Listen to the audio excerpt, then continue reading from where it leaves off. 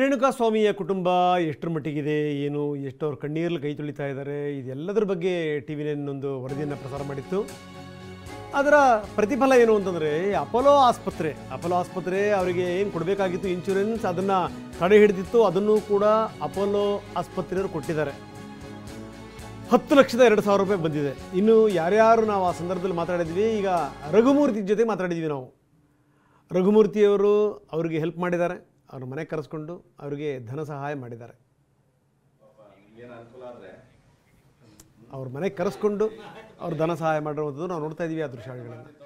ಜೊತೆಗೆ ಅಷ್ಟು ಮಾತ್ರ ಅಲ್ಲ, ವೆರಿ ಇಂಪಾರ್ಟೆಂಟ್ಲಿ ಇವ್ರು ಎಷ್ಟು ದುಡ್ಡು ಕೊಟ್ಟರು ಅನ್ನುವಂಥದ್ದಲ್ಲ, ಅವರ ಸೊಸೆಗೆ ಕೆಲಸ ಕೊಡಿಸ್ತೀನಿ ಅನ್ನುವಂಥ ಜವಾಬ್ದಾರಿಯನ್ನು, ಅಂದರೆ ಹಿಂದೆ ಒಬ್ಬರು MLC ಕೂಡ ಹೇಳಿದ್ರು ಅದನ್ನು, ಈಗ ರಘುಮೂರ್ತಿ ಕೂಡ ಹೇಳಿದ್ದಾರೆ.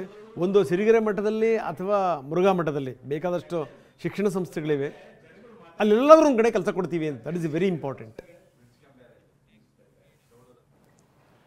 ಇಲ್ಲ, ಇದು ನಮ್ಮ ಚಿತ್ರದುರ್ಗ ಜಿಲ್ಲೆಯಲ್ಲಿ ಚಿತ್ರದುರ್ಗ ಕೇಂದ್ರ ಸ್ಥಳದಲ್ಲಿರ್ತಕ್ಕಂಥ ರೇಣುಕಾಸ್ವಾಮಿಯವ್ರದ್ದು ಬಗ್ಗೆ ನಾನು ಭಾಳಷ್ಟು ಹೇಳಬೇಕಾಗಿಲ್ಲ, ಇದೆಲ್ಲ ಗೊತ್ತಿರ್ತಕ್ಕಂಥದ್ದು. ಈಗಾಗಲೇ ಆ ಸಂದರ್ಭದಲ್ಲಿ ಯಾವಾಗ ಘಟನೆ ಆಯಿತು, ಆ ಘಟನೆ ಆದಂಥ ಸಂದರ್ಭದಲ್ಲಿ ನಮ್ಮ ಗೃಹ ಮಂತ್ರಿಗಳು, ಮಾಜಿ ಡೆಪ್ಟಿ CM ಸನ್ಮಾನ್ಯ ಪರಮೇಶ್ವರ್ ಸಾಹೇಬ್ರ ಜೊತೆಗೆ ನಮ್ಮ ಜಿಲ್ಲೆ ಉಸ್ತುವಾರಿ ಸಚಿವರು, ನಮ್ಮ ಶಾಸಕರು, ನಮ್ಮೆಲ್ಲ ಜನಪ್ರತಿನಿಧಿಗಳು ಬಂದು ಭೇಟಿ ಕೊಟ್ಟು ಅವ್ರನ್ನ ಸಾಂತ್ವನ ಹೇಳೋಂಥ ಕೆಲಸ ಮಾಡಿದ್ವಿ. ಈಗಾಗಲೇ ಎಲ್ಲ ಕಾಲಕ್ಕೆ ಏನಾಗ್ತದೆ ಅಂತ ಎಲ್ಲರಿಗೂ ಗೊತ್ತಿರ್ತಕ್ಕಂಥ ವಿಷಯ. ಇನ್ನು ನಿಮ್ಮ TV 9 ವರದಿಗಾರರು ಮಾನ್ಯ ಶ್ರೀ ರಂಗನಾಥ್ ಅವರು ನಮಗೂ ಪರಿಚಯ, ಅವರು ಸ್ವಲ್ಪ ಅವರು ಇಲ್ಲಿ ಬಂದು ಅವ್ರಿಗೇನು ಏನಾದ್ರೂ ಯಾರ್ಯಾರು ಜನಪ್ರತಿನಿಧಿಗಳಿಂದ ಏನು ಸಹಾಯ ಮಾಡಲಿಕ್ಕಾಗುತ್ತೆ ಅದನ್ನು ಮಾಡಲಿಕ್ಕೆ ಆಗುತ್ತಾ ಅಂತ ಹೇಳಿದ್ರು. ಖಂಡಿತವಾಗ್ಲೂ ನಮಗೆಲ್ಲೋ ಒಂದು ಕಡೆ ಒಂದು ಅವಕಾಶ, ನಾವು ಮಾಡೋದೇ ಸೋಷಿಯಲ್ ವರ್ಕು. ಅದರಲ್ಲಿ ನಮ್ಮ ಸ್ನೇಹಿತರು ಬಾಬು ರೆಡ್ಡಿ ಇರ್ಬೋದು, ಲಿಂಗರಾಜು, ನಮ್ಮ ರವಿಕುಮಾರ್ ಅವರು, ನಾವೆಲ್ಲ ಇವತ್ತು ಬಂದು ಅವ್ರಿಗೆ ಎಲ್ಲ ಅವರೇನು ಈಗಿನ ಪ್ರಸ್ತುತ ಸನ್ನಿವೇಶದಲ್ಲಿ ಅವ್ರ ಮಗುನ ನೋಡಿದ್ವಿ 9. ಇನ್ನು ರೇಣುಕಾಸ್ವಾಮಿ ಅವರ ತಂದೆ ಈ ಸಂದರ್ಭದಲ್ಲಿ ಮಾತಾಡಿದ್ರು, TV 9ಗೆ ಧನ್ಯವಾದ ಕೂಡ ಹೇಳಿದರು.